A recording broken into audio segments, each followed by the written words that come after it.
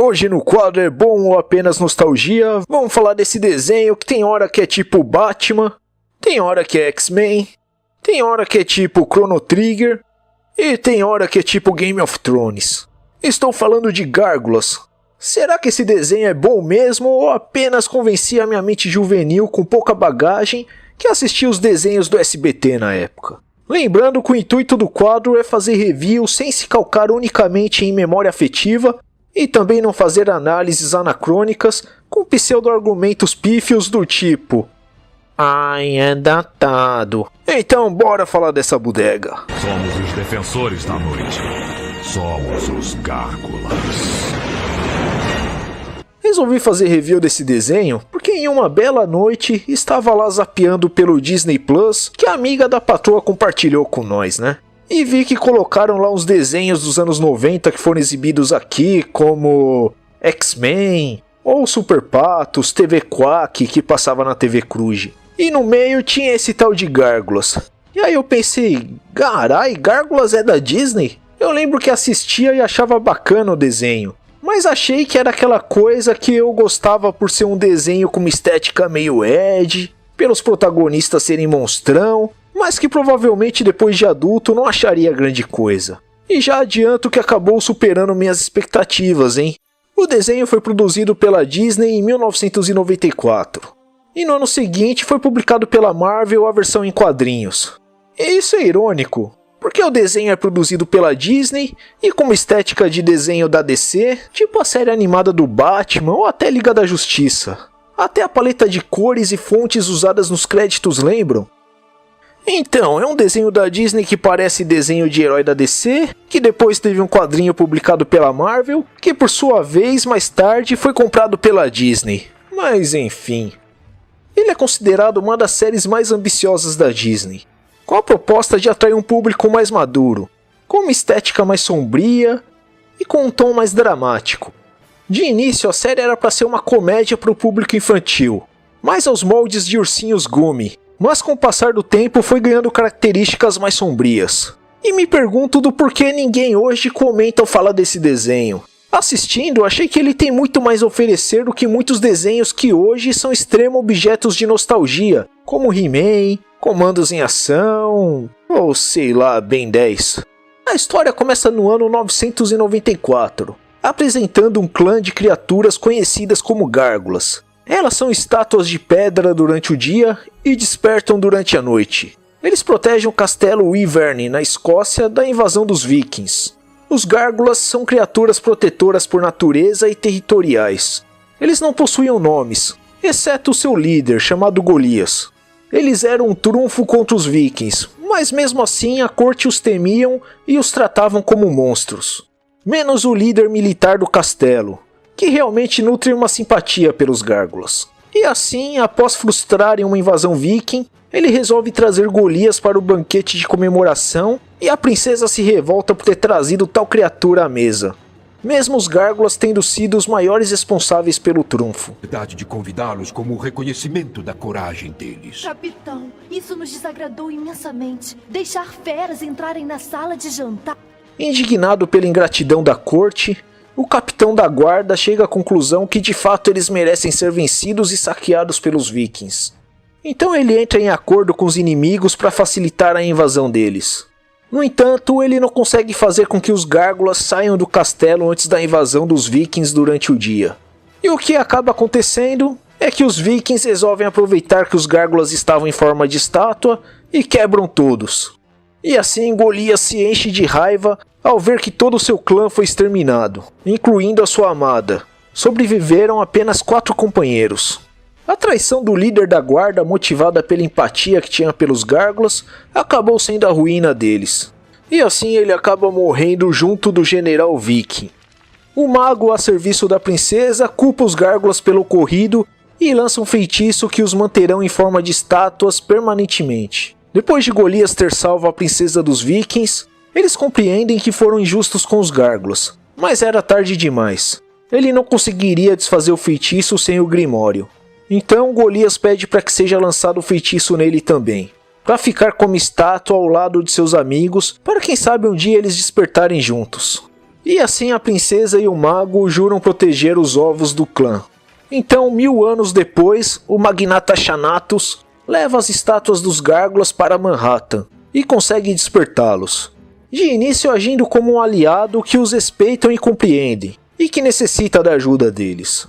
Mas depois descobrem que apenas estavam sendo usados como peões em suas picaretagens. E assim ele acaba se tornando um dos vilões regulares da série.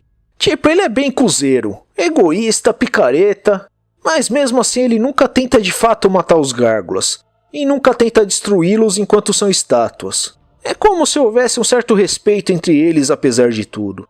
Chega a acontecer até bizarrices como Golias acabar sendo convidado e aceitando a ser padrinho de casamento do Xanatos, bicho.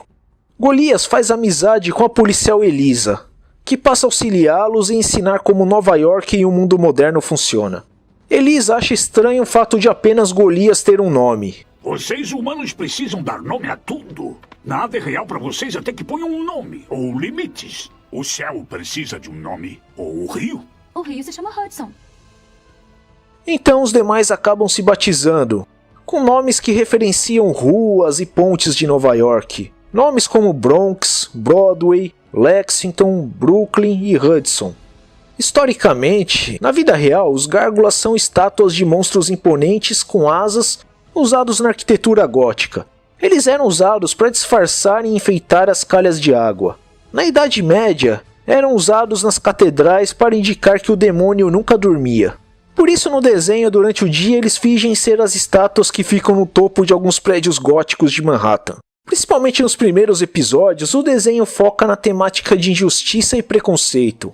A dificuldade que a humanidade tem em aceitar quem é diferente, e ainda assim decidem proteger a cidade e todos que nela vivem. Por isso eu disse que às vezes é meio X-Men, mas com a estética do desenho do Batman. Geralmente o desenho tem o típico formato episódico, onde ocorre um conflito que é solucionado no episódio. Mas conforme a série vai avançando, eles vão dando continuidade a elementos que foram explorados há vários episódios atrás. Acha que é só One Piece que faz esse tipo de coisa, é? Quando isso ocorre, o episódio inicia com o famoso "nos episódios anteriores", para contextualizar que a trama vai se ligar com o que aconteceu naquele capítulo que passou a mocota. É um desenho juvenil de ação, mas acho ele realmente bem acima da média, com uma historinha amarradinha dentro do possível.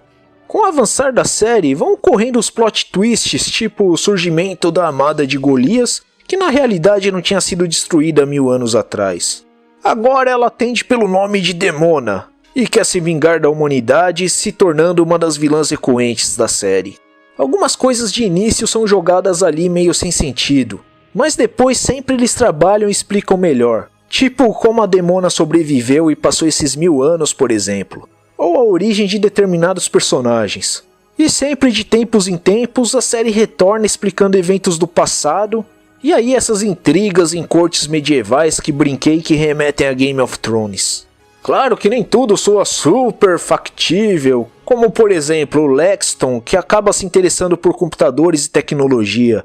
Até aí tudo bem, mas um maluco em menos de um ano após ter despertado da Idade Média, se tornou um hacker. E também diria que as tramas de viagem no tempo na série são um tanto mal elaboradas. Mas enfim cara, é um desenho. Acho que você não é tão chato a ponto de exigir realismo em absolutamente tudo que assiste. A cabeça dele não estourou e ele morreu. E falando em viagem no tempo, eu comparei no início com Chrono Trigger, já que em certos momentos a série trabalha com viagem no tempo e viagem dimensional, que não se limitam apenas à viagem temporal para certos períodos da Idade Média, mas inclusive tem um episódio que Golias vai para o período da Segunda Guerra Mundial. Disse que eles não trabalham tão bem o conceito de viagem no tempo, mas ainda assim os episódios são divertidos. Em alguns momentos o desenho traz as típicas lições de moral, mas ao meu ver não acontece daquela forma idiota que americanos costumavam fazer em seus desenhos. Tipo o He-Man no fim do episódio. Hoje aprendemos a importância de se assumir responsabilidades e blá blá blá blá blá. Dentro da trama do episódio, eles mostram o perigo das armas de fogo. Quando Broadway pega a arma de Elisa em sua casa, começa a brincar e acaba acertando um tiro nela, fazendo a amiga ficar entre a vida e a morte. Ou então quando Broadway e Hudson compreendem a importância da leitura e da escrita. Nesse desenho acontece de tudo, bicho. Tem treta de corte medieval, inimigos de armadura tecnológica, experiências genéticas criando quimeras, ciborgue, conspiração Illuminati, episódio que os gárgulas se tornam humanos e os humanos se tornam gárgulas. E aliás, é melhor eles ficarem como gárgulas mesmo, viu?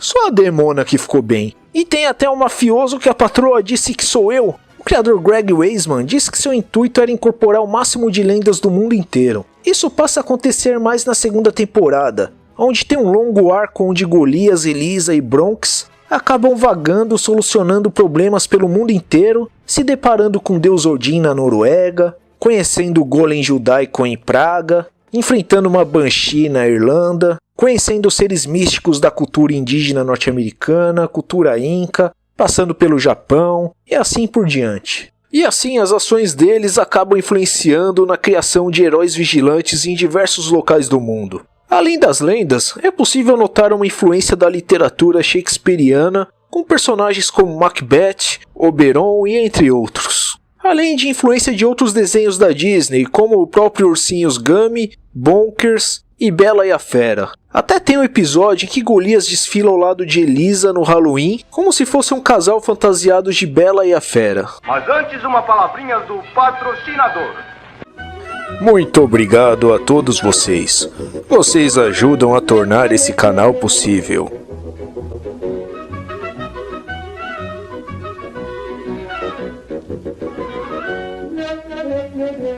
Então eu diria que Gárgulas realmente é um desenho bem acima da média e entrega qualidade de fato. Se por um acaso assinam a Disney Plus, recomendo que deem uma olhada. E vocês aí, lembram de Gárgulas? Vocês gostavam? Comentem aí embaixo. E se por um acaso curtiram essa bagaça, metam o Rider Kick no joinha, se inscrevam no canal e compartilhem esse vídeo com seus amiguinhos. Até o próximo vídeo. Fui!